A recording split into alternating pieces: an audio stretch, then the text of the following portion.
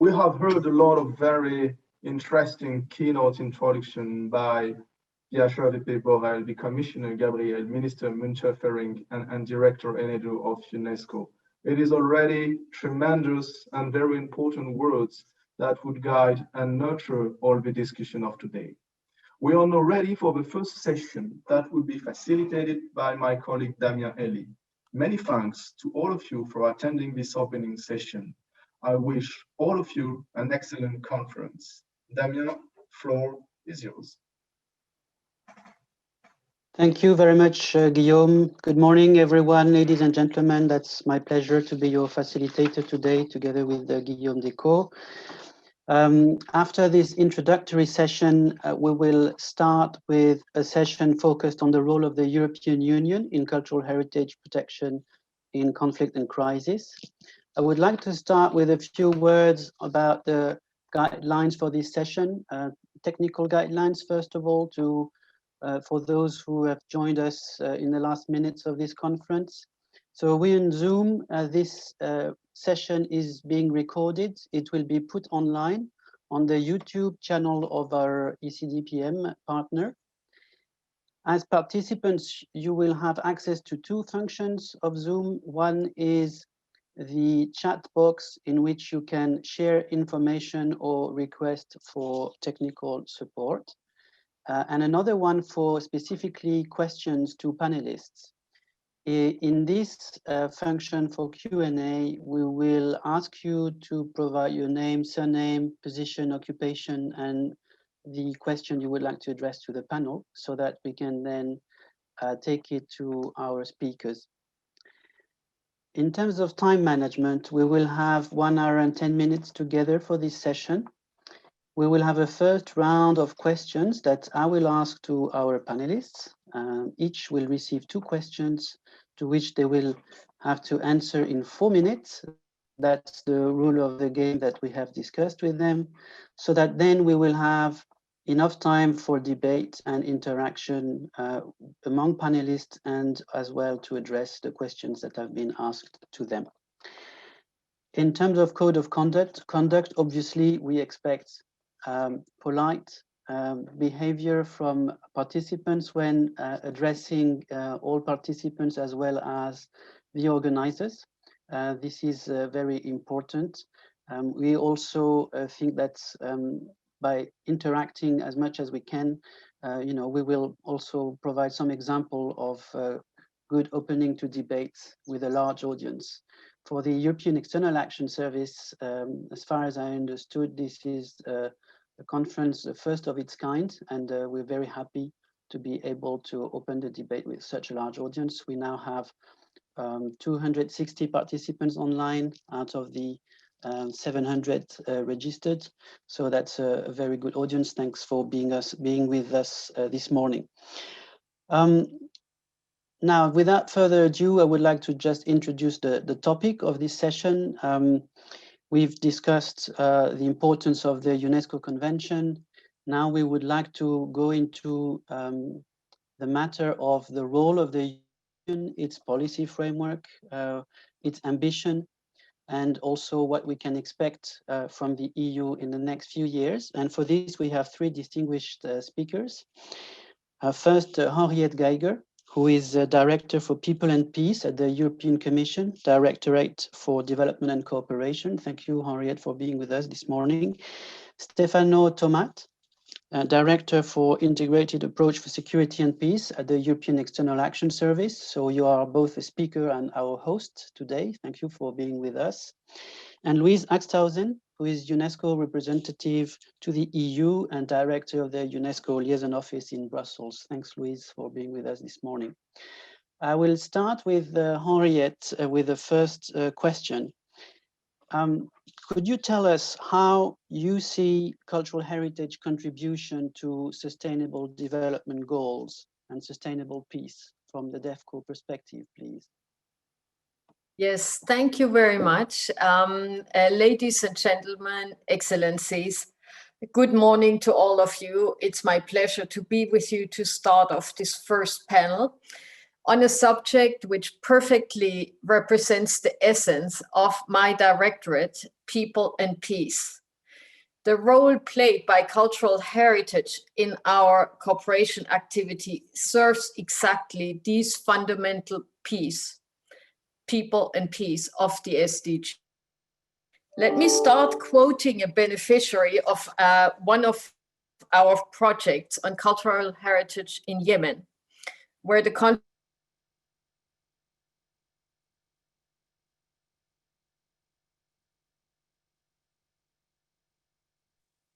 in the conflict said, I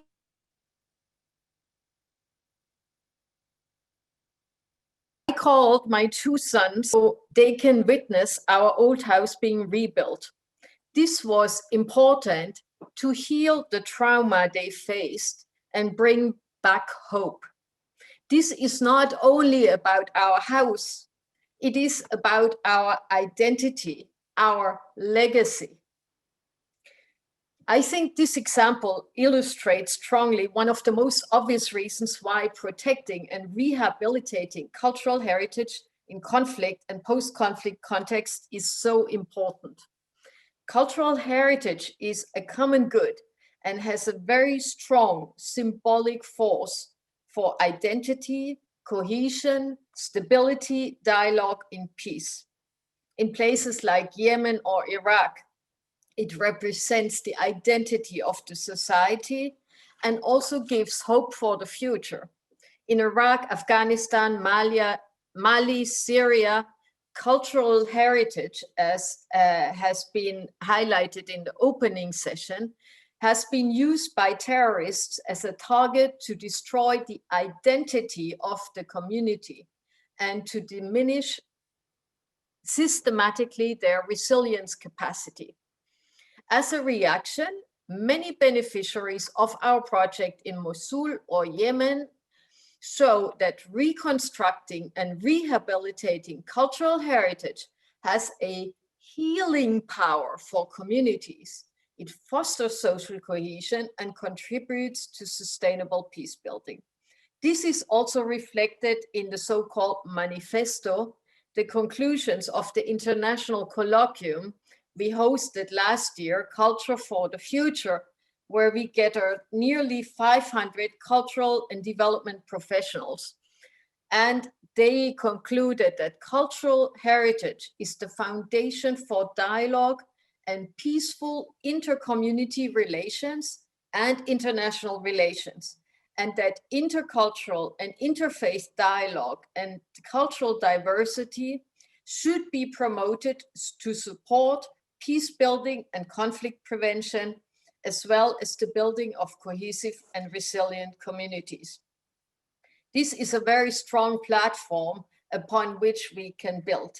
This is why we have been also investing over the last years, many times in close partnership with Unesco in projects focusing on cultural heritage in post-conflict and crisis situations, such as in Iraq, Yemen, Afghanistan, Mali, with impact on SDG 11, Sustainable Cities and Communities, SDG 5, Gender Equality, and of course, SDG 16, Peace and Justice.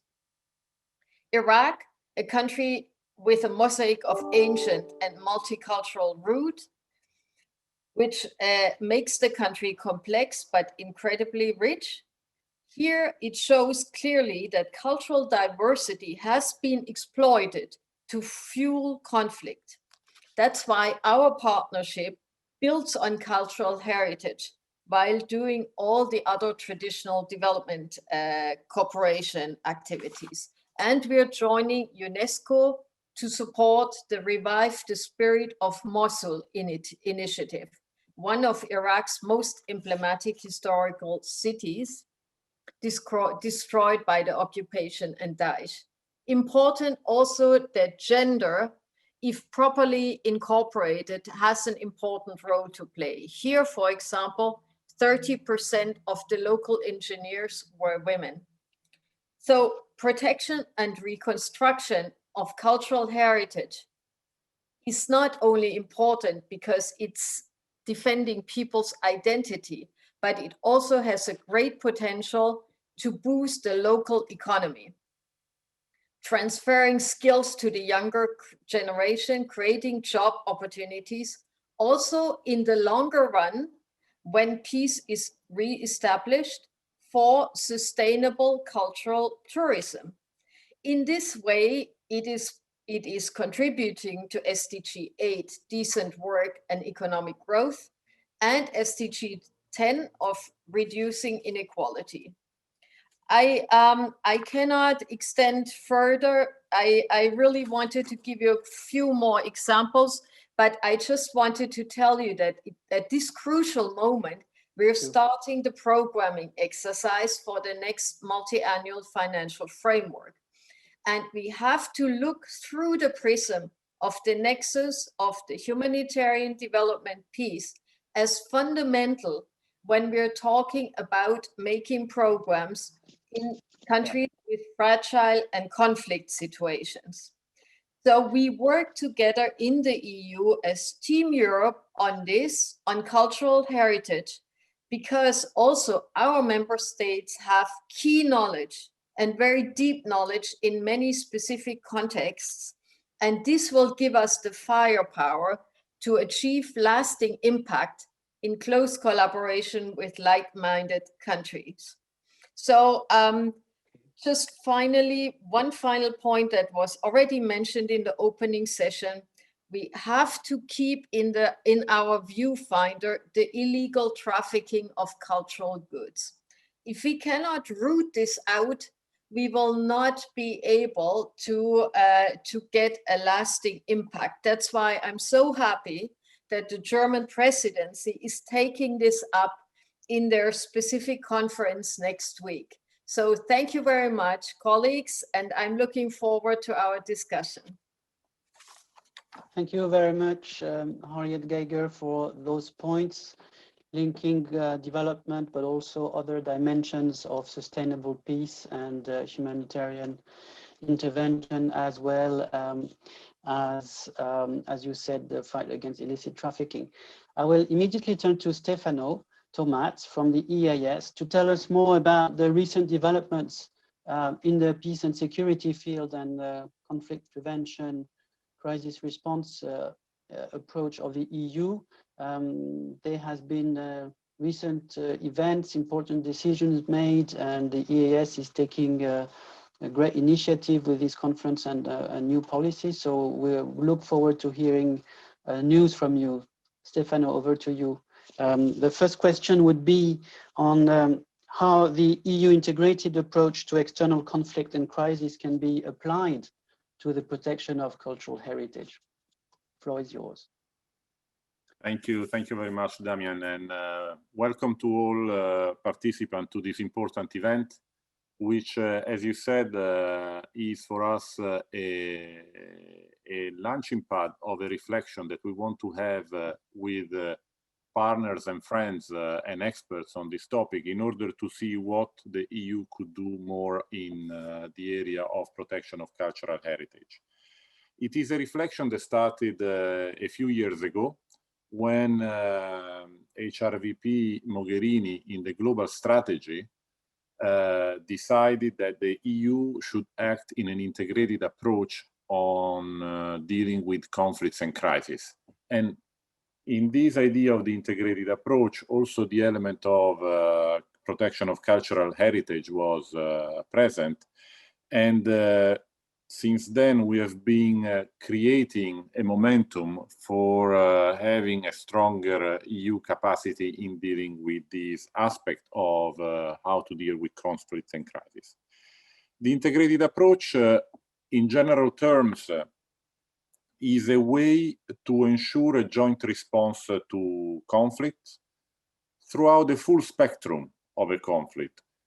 From conflict prevention to stabilization and reconstruction, bringing together EU member states, EU institutions, and partners.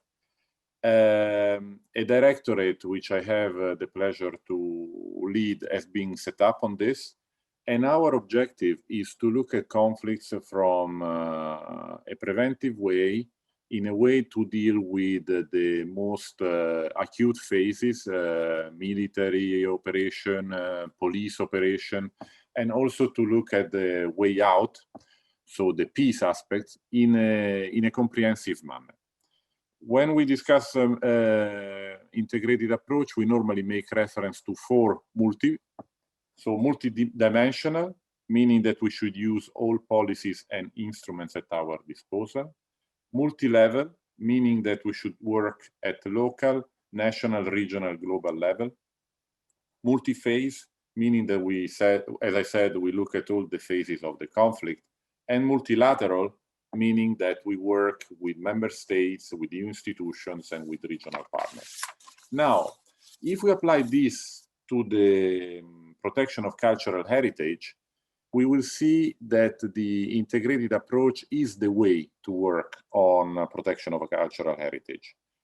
On the multidimensional side, I would say the protection of cultural heritage requires all the different instruments and politics that the EU can put at its disposal.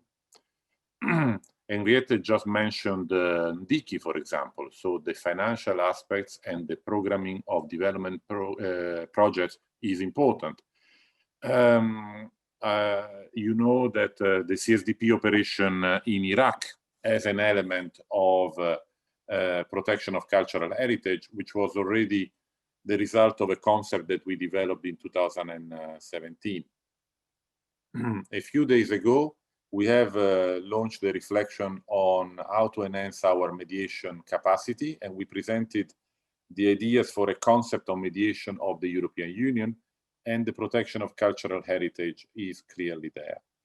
Our conflict analysis already have an attention to the cultural aspect in their normal way of working. For the second the multi-level aspect, this is exactly what we're doing here, meaning that we work at headquarter level to ensure that at policy level we are all at sync. You can see that the Commission, member states, for example, the German presidency, our partners are all here around this virtual table to have a common vision at strategic level. But the multi-level aspect implies also operational, so we will have as a follow-up a series of activities at operational level on the ground as well. And some of them are already there, and some colleagues in the virtual meeting will develop that further. The third multi is the multi-phase approach. And as I said, we consider cultural heritage and a driver of conflict, and also a component for peace. So our approach will be to use these concepts and these elements in prevention, crisis response, stabilization, peace building, and recovery phases of how we deal with the conflict.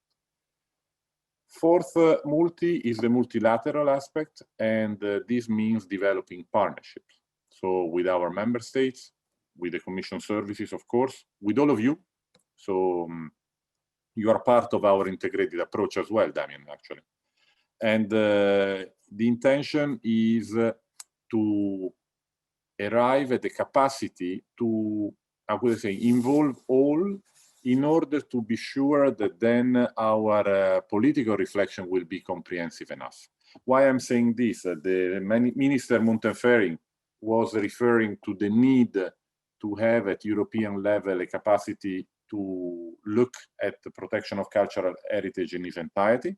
And I'm pleased to announce that actually the dedicated EU concept on protection of cultural heritage is under development. We presented it to member states a few days ago, and there has been a strong support for this work. So actually, this conference of today is another step for us in the direction of developing this concept that we will develop in the next few weeks and months, and will be, how could I say, the pillar of how the EU will look at protection of cultural heritage in the near future. Thank you very much.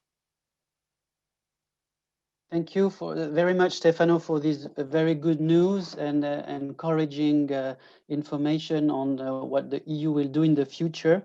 Thanks also for making the effort to keeping the time. I know it's very challenging as a task to keep in 4 minutes for each of you.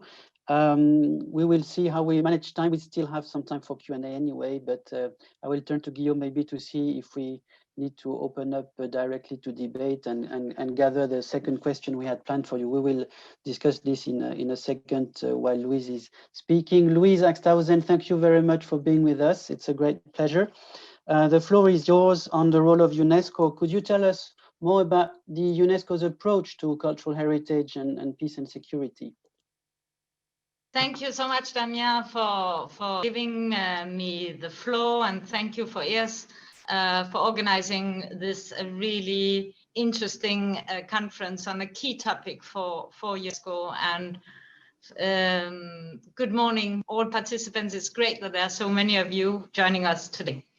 Let me start by saying a few words about the underlying assumption of UNESCO's approach to cultural heritage for peace and security. This assumption is that when cultural heritage is attacked, when communities are deprived of their heritage due to armed conflict or political tensions, this has a profound, emotionally charged and lasting impact that challenges security and opportunities for building sustained peace. This is because cultural heritage is more than stones and mortar. It is the embodiment of communities' identities.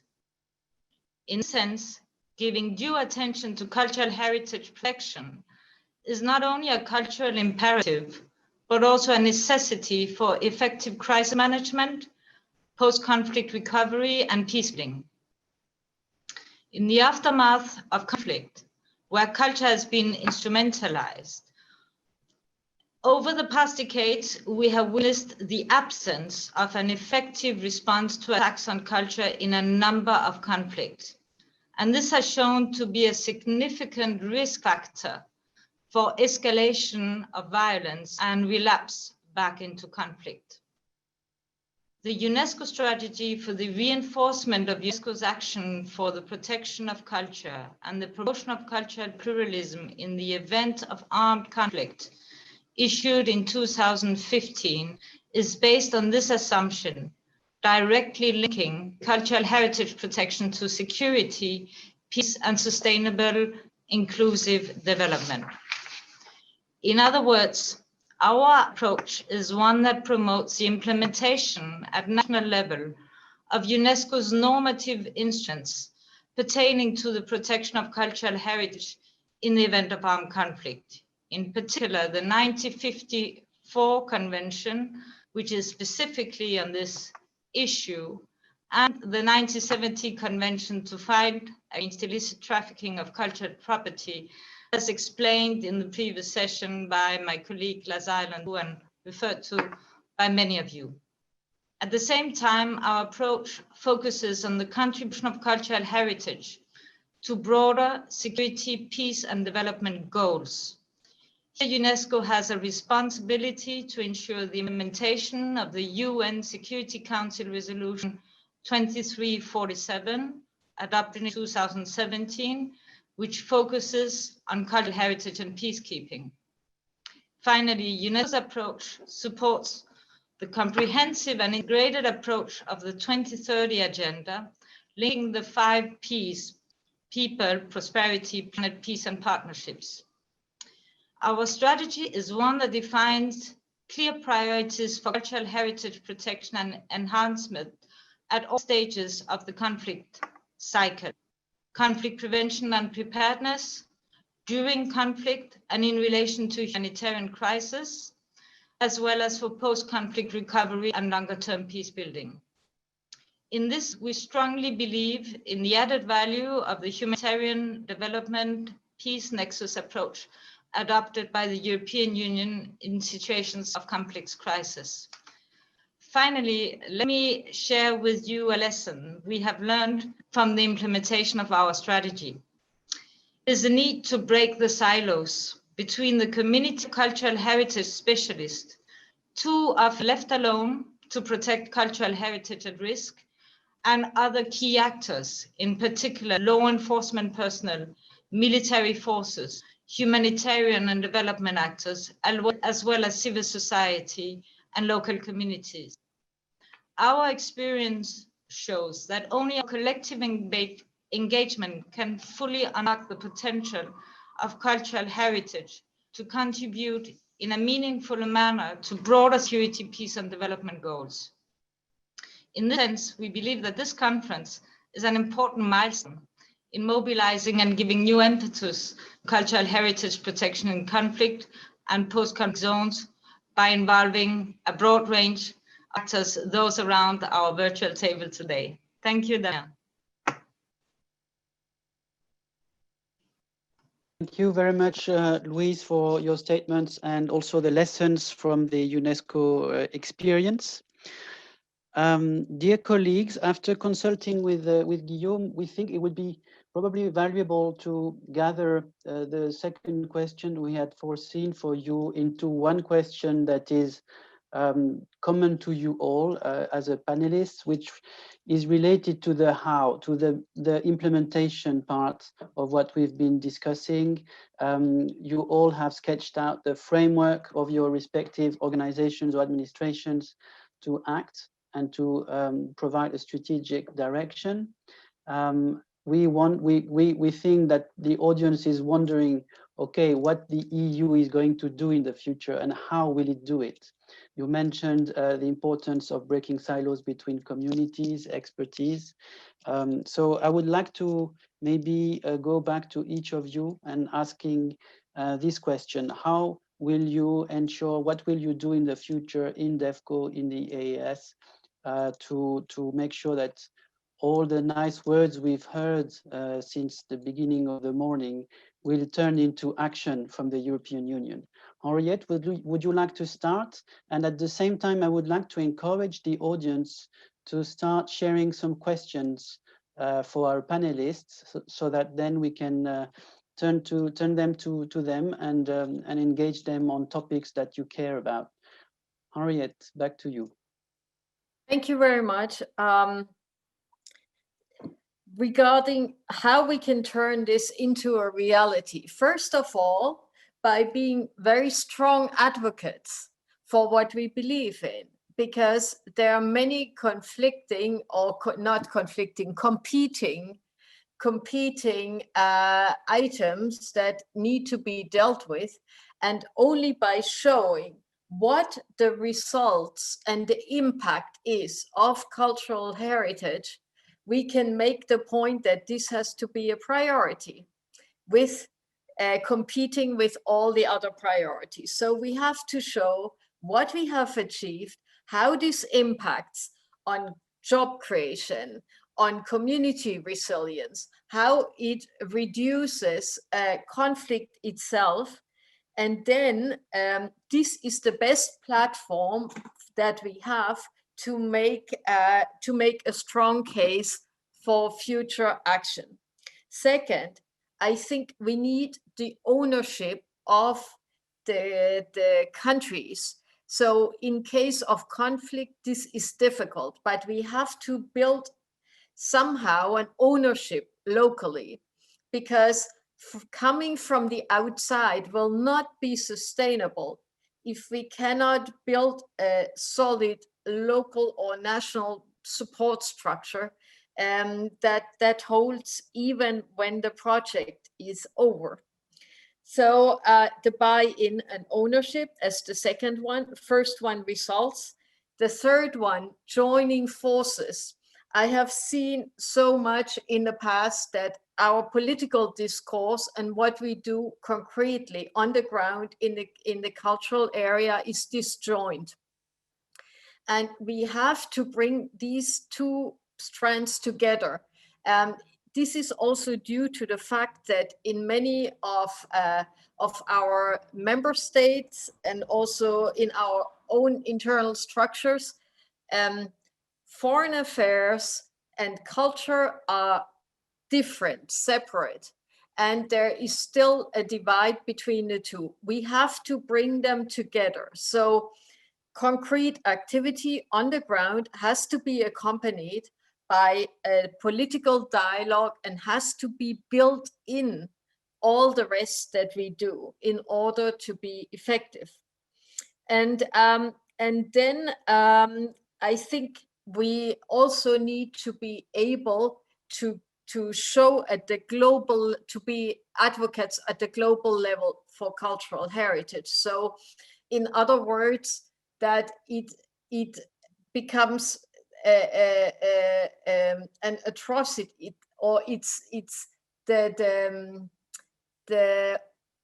let's say the resistance to destroy something is it's becoming so much outlawed that the barrier for saying we destroy these monuments becomes so high that it's lesser and lesser targeted, which is a strong, a high goal. And the last thing I would say is that for us, in terms of the multi-annual programming, it is key to show for all the priorities of the Union and especially of the European Commission, how cultural heritage can contribute to the other goals. So in that sense, I think we have a strong platform. Thank you. Okay, thank you so much for getting into the heart of the matter. I think that's very, very precious.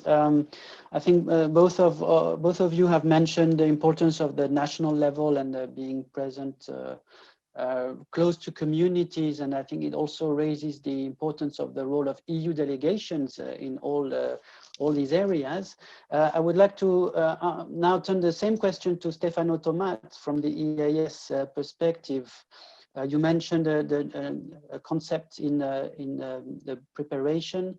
What is your expectation? How do you hope that your policy work and strategic work will turn into new actions in the next few years? Thank you, Damien. First of all, let me say that until now we have not been with our hands tied or resting. There has been work ongoing in the sense that we have already started in the past years to see how we can look at specific situations and how we can have a plan to deal with the protection of cultural heritage. I see that Ramon Blecua is in the audience. Ramon was our head of delegation a few years ago in Iraq. And with him, we had interesting discussions on what to do for the protection of cultural heritage. And if you look at the situation now, for example, in Iraq, it was mentioned also by Henriette, we have the instrument contributing to stability and peace that is supporting some projects. We have the development fund that is supporting Unesco on reviving the spirit of Mosul and Basra that Henriette mentioned. And we have even our CSDP mission, which is the only case that we have so far of a mission that has in its mandate an aspect related to the protection of cultural heritage. This is not a chance, this is a result of a plan, and also, as you just mentioned, of the attention that the delegation has put to this aspect, and that's why I refer to Ramon, who has been certainly instrumental and part of this work. If we look now ahead, we have now two main objectives. The first one is to make clear that protection of cultural heritage is part of our new tools. As I said, we see it as a driver of conflict, and so it's going to be more and more high in the list of the parameters that we use for our conflict analysis and for our early warning system. Second, we think that, as also Henriette referred to, we need that actions on the ground are accompanied by a political framework. And so in our political strategic planning that we do for the entire crisis, so we look at the whole crisis, protection of cultural heritage will figure much more evident and will be part of our planning. I mentioned briefly, I think, in the previous question that we are introducing the aspect of protection of cultural heritage as part of our new concept on mediation. It means that our mediators will be prepared and trained also on issues related to protection of cultural heritage. We provide the training to several mediators and to our heads of delegations on mediation, and protection of cultural heritage will be part of it. Fourth, now I'm entering a little bit into the details, but just to give you an idea, we have a process that is called the implementation of the civilian compact, meaning what we can do in crisis response at civilian level. And we have almost finalized, I would say we've finalized a mini concept on protection of cultural heritage. Basically is a concept that identifies in theory how civilian CSDP can act on protection of cultural heritage. So it provides a framework on how we will act in the future in a proper crisis situation. And this will be presented on the occasion of the annual review conference of the Civilian Compact, which will take place on the 23rd of November. And finally, all this, plus this conference, plus the continued exchanges with experts, will bring us to the concept on mediation, which, in my view, will have to be quite, how could I say, quite concrete, because we will have to look at promote the value of cultural heritage, to protect and promote cultural heritage, and resilience and support. So these three pillars will make us have an opportunity to go into further reflections on how to do it. I've been too long. There is a question for me in the Q&A. I will reply to it later, I guess. Yes, no, I'm sure. I mean, thank you so much, Stefano, for going into the details, because the details do matter when we're talking about implementation and real action. So thank you so much. We've mentioned funding with the multi-annual financial programming. This will obviously will be a very important opportunity to have more programming related to cultural heritage. I would like to turn to Louise about what your expectations are from a UNESCO perspective on EU future action, and then we will have to go to the questions because we have received a number of them. Some are very relevant and interesting and timely as well. So please try to be short, Louise, so that we still have time for exchange with our audience. Thank you for your understanding. Thank you, Damien, and I'll indeed try to be short, and I'll start by being sweet. I would like to start by acknowledging where we stand in the UNESCO EU partnership by saying that the Commission is today our main provider of funding in the field of cultural heritage in countries affected by conflict. If we add to this, and I think this is an important point to take into account, the significant bilateral programs implemented by EU member states, either directly or through UNESCO, the EU reveals itself as a global champion, I would say the global champion of the protection of cultural heritage at risk. I think this is very important, and this is something to capitalize on, especially with the new Team Europe approach that the Commission has adopted in the COVID crisis response. Team Europe not only meaning enhanced cooperation between the services of the EU, but also that stronger cooperation and definition of common purpose between the EU entities and the EU member states. So that was the first acknowledgement. Now I'd like to talk a little bit about, the future. And I believe that our common ambition here, and I think that's very much in line with what Stefano and Henriette said, is further enhance impact on the ground and ensure sustainability of our efforts. And here I think I would like to mention two challenges. In fact, the need to address two areas. The first one is that in contrast to the strong support received for the protection and rehabilitation of cultural heritage affected by conflict, engagement and investment in conflict prevention and crisis preparedness is extremely weak. We recommend giving more attention to the principle of better safe than sorry and apply it to the protection of cultural heritage at risk.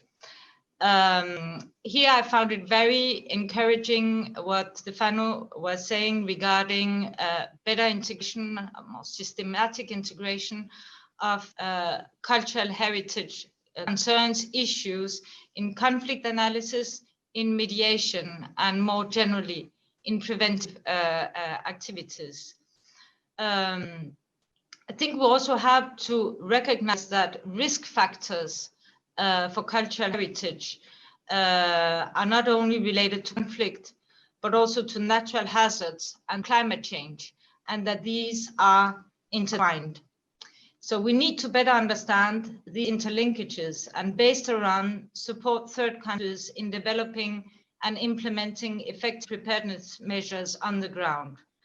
Here, we believe it is important to integrate cultural heritage protection into the new EU priorities of climate action, as well as digital transformation, as indeed digital technology offers new effective solutions to crisis preparedness related to cultural heritage. A second gap area, and I will not go into details because this is the topic of a dedicated session this afternoon, is that of physical protection of cultural heritage during conflict. Here we still lack effective ways of systematically preventing deliberate attacks or collateral damage of armed conflict. Thank you. Okay, fantastic. Thank you so much, Louise, for all this feedback from professionals who are busy on a daily basis with these issues. I think it's very precious and valuable for this debate.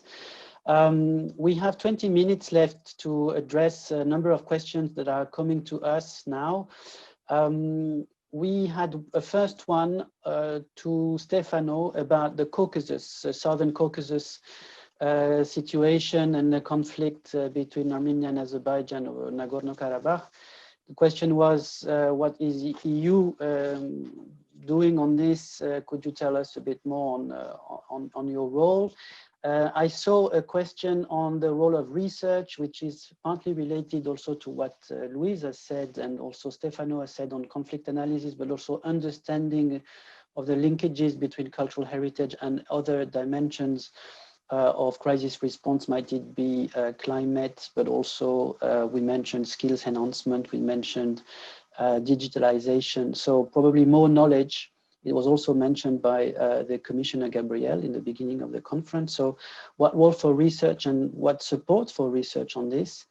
So I would suggest we start with these two questions to Stefano, and maybe this question about research to all panelists, and then we'll ask some more questions to you again.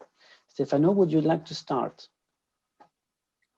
Yes, thank you very much. On the question on Nagorno-Karabakh, indeed, it's a quite timely point that is made by the participant. And we have been monitoring the situation closely. We actually, inside the EU, we have a system of crisis response that was activated, this mechanism. So we had a crisis meeting on the situation on Nagorno-Karabakh, and we have been supporting the process of the OSCE, the Minsk group, also through political means. Clearly, we assisted and monitored the situation that was happening in the area, including the destruction of cultural heritage there, which we obviously condemn as not acceptable, and we have discussed this with our partners, with Unesco, but also with Europa Nostra and others. Now, clearly, the military operation have just ceased, so it's not. We are still assessing the situation on the ground, but then it's clear that we will have to look with our partners, with the Commission as well, what will be the situation on the ground, and also what will be the possibility for the European Union to do more in this field. So at the moment we are monitoring it, we're discussing with partners, but we will have to look then at the reality on the ground once it will be clear how the situation at the military level unfolds. Thank you very much. Thank you very much, Stefano, for your answer. I would like now to turn to other panelists regarding the role of research, but there was also a question that came to my attention just now, which is, could you give examples, concrete examples of initiatives in which EU delegations have been involved and that also imply local ownership of local communities? I think that would be also interesting to have some examples from real situations. Louise, Henriette, who would like to start on those two questions?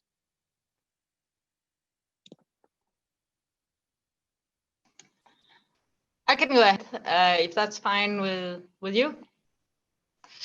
Yeah, on research and innovation, I think there are two important elements here. First of all, in relation to what I refer to as a neglected area so far, which is conflict prevention. I think there is a need to develop more research, social and human science research, political research on how cultural heritage destruction actually can trigger escalation of violence or escalation of conflict. This is an area where we have some concrete examples here and there, but we need really to have more information so that we can clearly define indications for early warning. What is it that in relation to cultural heritage, instrumentalization, destruction can trigger conflict? A second important area is that we further develop an understanding of how new technologies can help us to better protect cultural heritage. And I think here in many ways, Europe has a pioneering role, especially when it comes to how digital technology can contribute in that regard. I'll not go into further details. I know that in one of the sessions, you have the CEO of Econem, who has Yves Wiebelman, who has been working a lot with Unesco, with Alif, with the Commission on the value of digitization of cultural heritage, both for reconstruction and recovery, but also for providing access, public access to cultural heritage at risk, both for the communities directly affected and more largely. So these were the 2 points I wanted to make on that. I can talk on community involvement, but if you get me launched on that one, it's going to take a bit of time. Thank you, Louise. Don't hesitate to add additional information in the chat box if you want to take part in the conversation as well on that space. My colleagues also are monitoring this.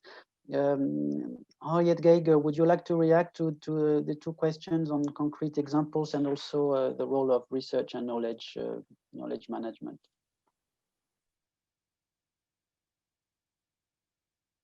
I think you're on mute, Henriette. Sorry. Thank you.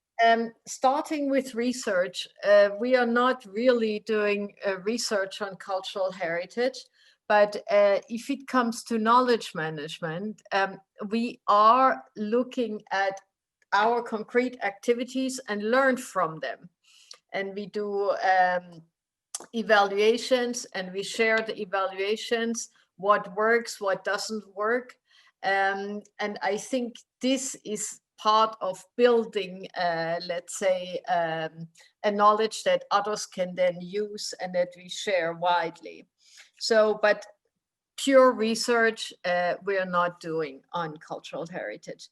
Now, on the second question of concrete examples, what comes to mind is a new project we have started in Cuba, which is called the Transcultura project.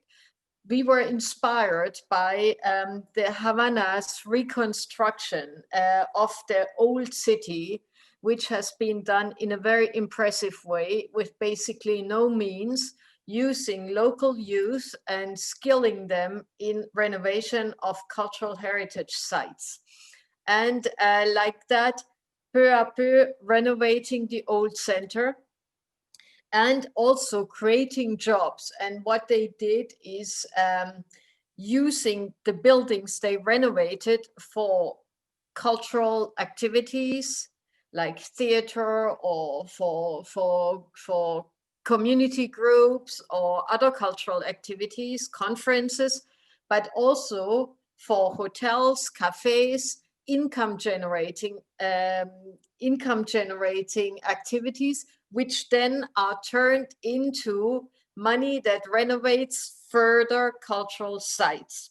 So the idea was to use that concept to upscale it, expand it to the Caribbean region, and in the sites, in one of the sites being renovated with the project, it's a former cloister, to put in a cultural center where young professionals from all over the Caribbean can study and perform and perfect their art, with a focus specifically on income generating cultural activities like film, video production, and so on. And that linking to tourism. And in that way, a sort of locally based initiative is spreading. And we hope that with our project, we're spreading the methodology of the empowerment of youth and local communities, linking with cultural heritage and with cultural production, could then first bring together the Caribbean in a better way, the different islands, so we can create cultural, traditional heritage routes for tourism, but also that other local communities in other islands, in other Caribbean islands, will adopt that methodology for their own community building. And in any case, what we have seen is that is building a tremendous local pride and community spirit, because once people see this is a winning concept, they want to do more and more join. Over. Thank you so much for this example, which is an example that is happening in peaceful times, but I think it does give us all an idea of the prospects for a post-conflict investment in cultural heritage in relation to the whole cultural sector and cultural industries value chain, including tourism. I see, Louise, you are waving.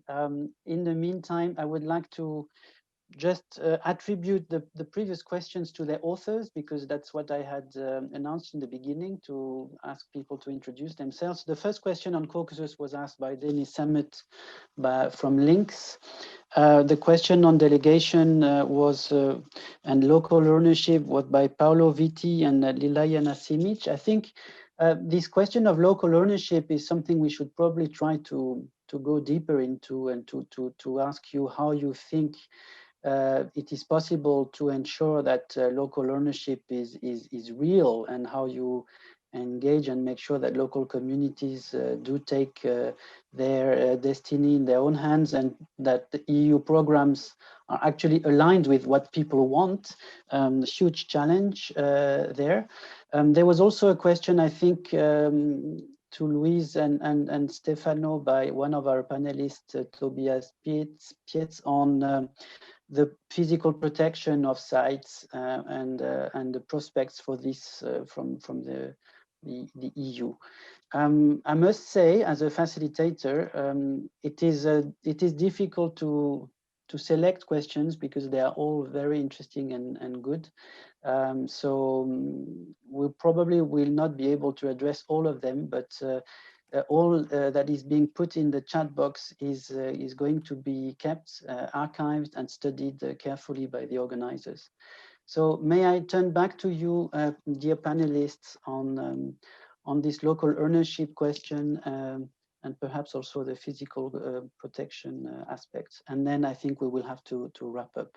Louise, you were waving, so I will give you the floor first.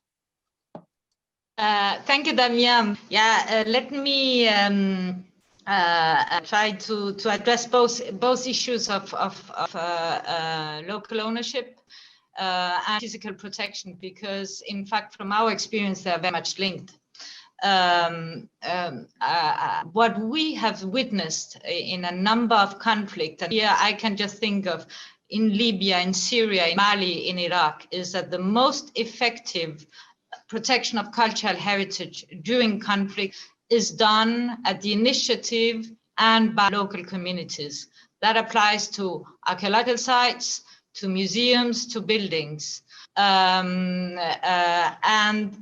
this is something I think we all together should kind of acknowledge and capitalize more on. Henriette gave the example of Transcultura project we're working on together in Cuba and the Caribbean. It's in the same spirit of involving the local communities, and when we say involving, it's not just a kind of participatory process where we listen a little bit to, the community has to say. No, this is really about involving them and making them beneficiary of the reconstruction, the recovery.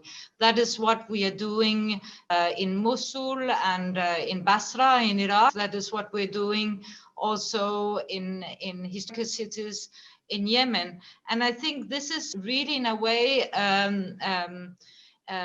something quite new, because what tends to happen is that once you start the larger recovery, post-conflict reconstruction projects, the community is left aside. That community that actually was standing in the forefront, of protecting cultural heritage during the conflict, where no one were really there to support them. So yeah, I really think that more should be done to enable the communities to play that crucial role they have, both during conflict, actually also at all levels, prevention, during the conflict and afterwards. Thank you. Thank you. And of course, as often the case in meetings on cultural heritage, after a while, people underline the importance of intangible heritage. I think this is an obvious point that we have not made explicit yet, but I think it was in the back of minds of all our speakers when talking about local ownership and communities. But we will have more time to elaborate on those aspects in this conference in the next 2 days. Stefano, back to you on the aspect of protection. Henriette, maybe if you have a final word, and then I think I will have to wrap up to respect time. Thank you very much for your engagement. Thank you. I'll talk about 2 or 3 things. First of all, I think what Louise said about the linkage of local ownership and protection is essential. you know, you can do as much as you want militarily, but if the local protection is not happening also by the local communities, then it's a quite complicated matter. On a personal level, I was deployed as a civilian in the mid of the 90s in Srebrenica, and I can tell you that when I was there, the issue of protection of cultural heritage had to be dealt with NATO troops. And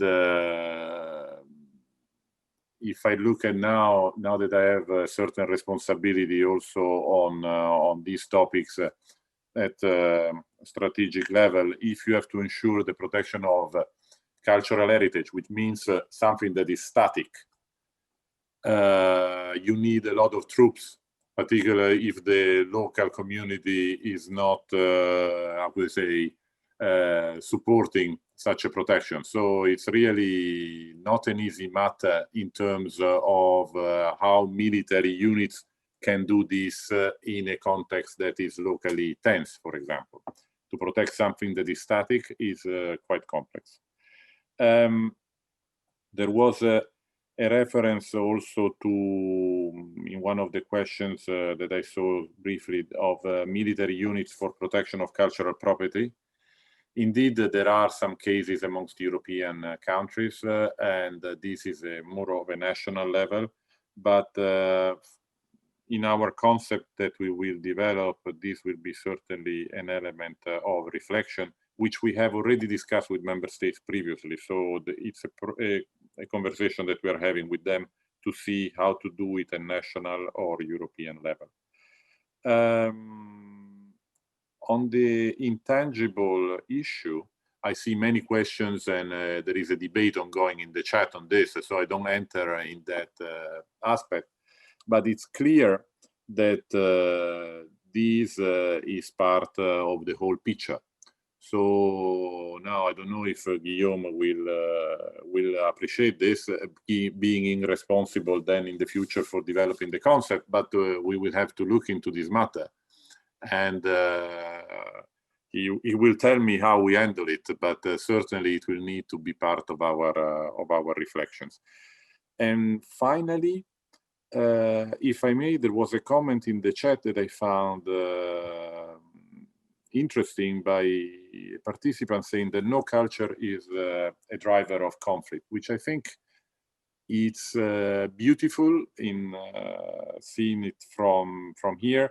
At the same time, we're all aware that then culture can be used by some in order to make it a driver of conflict. But certainly our purpose as a slogan should certainly be that in principle, no culture is a driver of conflict, but actually, if used well, it can be a way for building peace and for showing that there are no differences.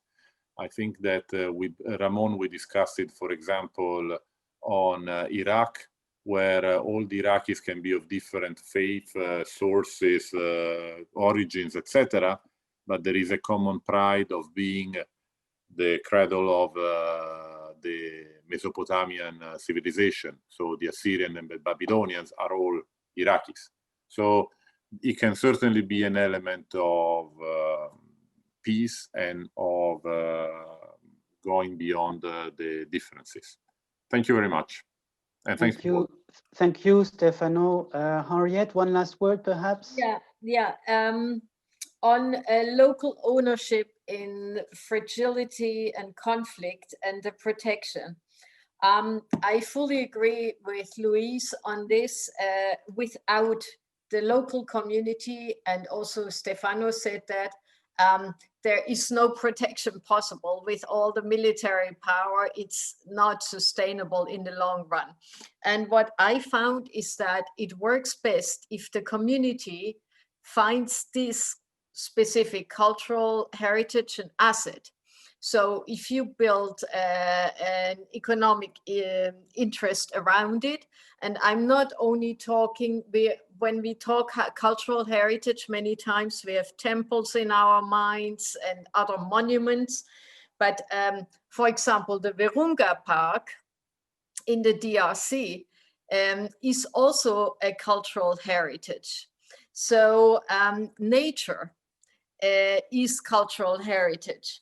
And so if in the Virunga Park, when it was attacked, the local communities came together to protect it because they saw the value in it and the asset they had concretely in terms of livelihoods. But I do understand that in conflict countries, it's very difficult to work at the local level.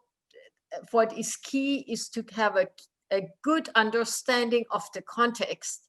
And that's where our delegations come in and our offices on the ground, because if we don't understand that, we can do more harm than good, and we can become a ball in the a play ball in the conflict. Last point is the digital and the intangible heritage. I have been warming up to this during our conference, and I wanted to say that because I think the digital is a key tool for the protection of intangible heritage. We're talking here about symbols, about literature, about artwork in the widest sense. And with the digital technology, we can have completely new forms of storing, preserving, and making it widely accessible, which is a form of incredible protection. Because if it's in the hands of everybody, it is protected. So these are my final words. Thank you very much. It is most interesting to engage in this debate, and we could continue for forever. Yeah, certainly, and thank you for playing the game of being short in the beginning, our dear speakers. Thank you to the audience. I mean, we could not touch upon everything you mentioned. We touched upon the widening definition of cultural heritage with environment. There were points on religion, on governance and cultural policy, on restitution and stolen artifacts. Obviously, we couldn't address all of them. What I take away from this panel, and thank you again for engaging so vividly with us, is that first there is political will on the EU side. And, you know, sometimes conferences finish by saying that what is lacking is political will. We are starting with political will. So now we can elaborate on how to translate this political will into action. And I take away three main points from this. Also based on our experience at Culture Solutions. The first one is the importance of community engagement. I think there was a huge consensus on this. The second is that there are funding opportunities potentially with the EU in the next few years. We are at the beginning of a new cycle. So for all those who are interested in this, it's the right time to engage the Commission and other services and administrations regarding funding. And finally, the importance of knowing the context, studying it, the role of EU delegations, some mentioned research, evaluation, and so on. With these words, I would like to close this session. Thank you warmly, apologizing for a 5 minutes delay, inviting you to a virtual coffee break, and we will resume, I would say, in 10 minutes. Thank you so much to our panelists, and thanks to the audience. I saw that the number of participants was maintained at 260, 250 all along the session, which means that it attracted a lot of interest. Congratulations. Goodbye.